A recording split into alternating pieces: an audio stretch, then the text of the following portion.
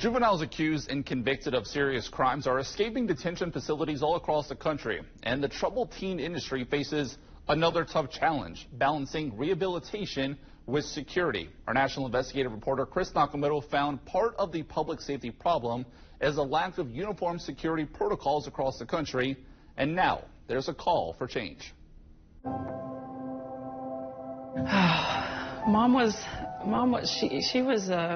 She was complicated. Sometimes our relationship was really strained because of that. But I always knew that she loved me, no matter what. It was an odd phone call, and they said, we needed to let you know that something happened at your mom's house. There was an intruder. Becky Everton's mom, Angela Heyman, heard a noise under the carport of her Baton Rouge home. When she went to check it out, she was met by a 15-year-old gun-toting juvenile, Xavier Cade. Investigators believe Cade got spooked and shot Heyman. She died at the scene. Her husband, who heard the commotion, grabbed a gun and fired back, shooting Cade in the abdomen.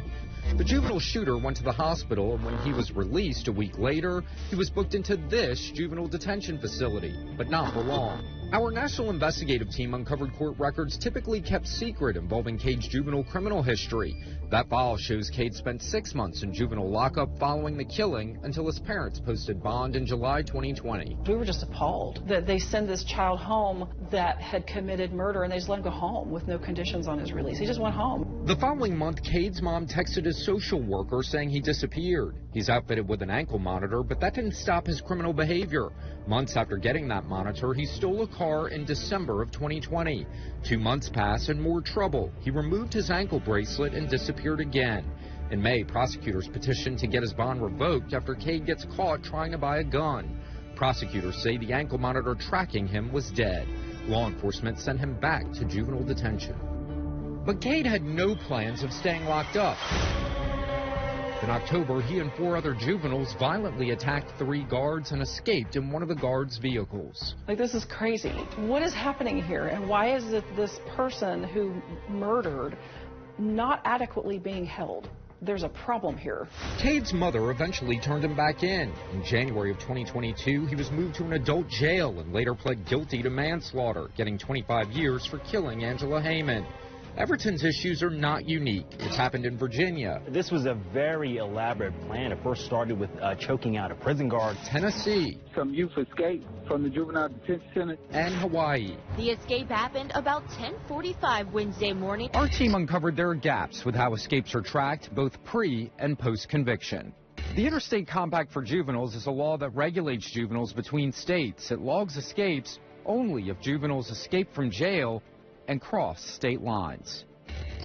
Since 2021, 89 juveniles have escaped secure facilities in America and were found in other states. But that's a low number, because if they escape and don't cross state lines, that number is not tracked.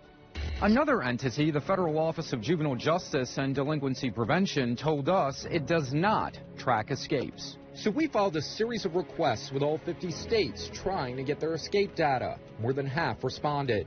Most escapes happen from state-run juvenile facilities. Of those from 2021 to 2023, the data shows Louisiana reported 61 total, followed by Michigan, Iowa, Oregon, and Nevada. For Everton, she felt re-traumatized each time Cade committed new crimes with no way to control him. I can tell you that something has to change. It has to change.